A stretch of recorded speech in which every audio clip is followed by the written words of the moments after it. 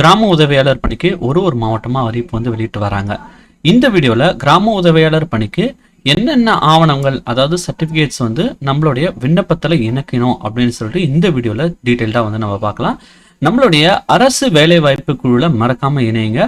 தமிழ்நாடு அரசு வேலைவாய்ப்பு மற்றும் மத்திய அரசு வேலைவாய்ப்பை நம்மளுடைய யூடியூப் சேனலில் ரெகுலராக அப்டேட் பண்ணிட்டு வரோம். மறக்காமல் நம்மளுடைய யூடியூப் சேனலையும் வந்து சப்ஸ்கிரைப் பண்ணுங்கள். கிராம உதவியாளர் பணிக்கு விண்ணப்பிக்க தேவையான முக்கியமான சர்டிஃபிகேட்ஸ், அதாவது ஆவணங்கள் என்னென்னலாம் வந்து தேவைன்னு சொல்லிட்டு இப்போ நம்ம வந்து பார்க்கலாம். கிராம உதவியாளர் பணிக்கு வந்து பார்த்தீங்கன்னா நீங்கள் அப்ளிகேஷன் ஃபில் பண்ணிட்ட உடனே அப்ளிகேஷனுக்கு கூடவே வந்து பார்த்தீங்கன்னா சில முக்கியமான சான்றிதழ்களை வந்து இணைக்கணும் அப்படின்னு வந்து சொல்லிடுறாங்க. அது என்னென்ன சான்றிதழ் அப்படின்னு பார்த்தீங்கன்னா இடைநிலை பள்ளி இறுதி வகுப்பு கல்வி சான்றிதழ் மற்றும் மதிப்பெண் சான்றிதழ், அதாவது டிசி ப்ளஸ் மார்க் ஷீட்டோடைய ஜெராக்ஸ் காப்பி வந்து இணைக்கணும் அப்படின்னு வந்து சொல்கிறாங்க. ஸோ மார்க் ஷீட் வந்து பார்த்தீங்கன்னா 10th மார்க் ஷீட்டாக இருந்தால் ப்ரிஃபரபிள். ஏன்னா இந்த வேலைவாய்ப்பு 10ஆம் வகுப்பு கல்வி தகுதியில் இருக்கிறதுனால நீங்கள் வந்து 10ஆம் வகுப்பு மார்க் ஷீட்டை வந்து இது கூட வந்து இணைக்கணும். அதுக்கப்புறம் வந்து பார்த்தீங்கன்னா இருப்பிடச் சான்றோட நகல் வந்து இணைக்கணும்னு வந்து சொல்லிடுறாங்க. மண்டல துணை வட்டாட்சியரால் வழங்கப்பட்ட அந்த இருப்பிடச் சான்றிதழுடைய நகல், அதாவது நேட்டிவிட்டி சர்டிஃபிகேட்டோடைய நகல் ஜெராக்ஸ் காப்பி வந்து வைக்கணும்னு சொல்கிறாங்க. அப்புறம் ஜாதி சான்றிதழுடைய ஜெராக்ஸ் காப்பி வந்து வைக்கணும். ஆதார் அட்டையோடைய ஜெராக்ஸ் காப்பி வந்து வைக்கணும். அதுக்கப்புறம் வாக்காளர் அடையாள அட்டை ஆளறி சான்றிதழுடைய நகலை வந்து இருந்தால் வந்து வைக்கலாம்.